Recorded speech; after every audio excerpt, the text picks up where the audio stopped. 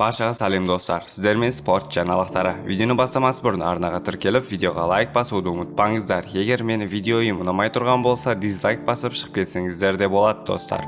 Алимхан ұлы айқасқа дейін қарсыласына ескертіріп қойды.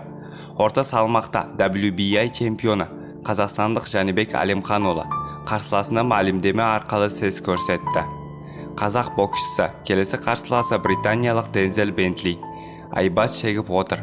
Боксшылар 12 қараша Лас-Вегаста Palms Casino Resorts шаршы алаңында айқасады. Жекпе-жекке дейін бір ай қалды, бірақ қарсыласымды нокаутқа түсіруге қазірден-ақ дайынмын.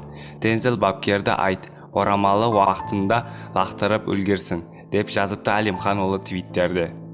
Алимхан ұлы мен 14 нокауты бар британиялық жекпе-жек алдында шекісіп қалды. Орта салмақта WBA чемпионы Жәнібек Алимхан ұлы және оның келесі қарсыласы британиялық Дензел Бентли твиттерде шексіп қалды. Бәрі Жәнібектің нокаутқа түсіремін деген мәлімдемесінен басталды. Жекпе-жекке дейін бір ай қалды, бірақ қарсыласымды нокаутқа түсіруге қазірден-ақ дайынмын. Дензел бапкерді айт, орамалды уақытында лақтырып үлгерсін, деп жазыпты Алимхан ұлы твиттерде. Көп сөйлесін, келесі айға дейін болсаңша, нокаутқа түсетін жалғыз адам сен боласың, деп жазыпты Бентли. Біз сені зерттеп қойдық.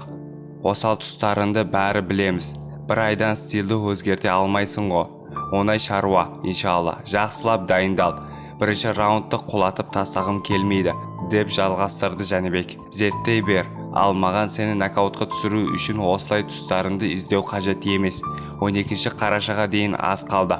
Сондықтан отай бермес, сабағына орал, деп жазыпты британиялық. Сіздермен спорт жаңалықтары болды. Арнаға тіркеліп, видеоға лайк басуды ұмытпаңыздар.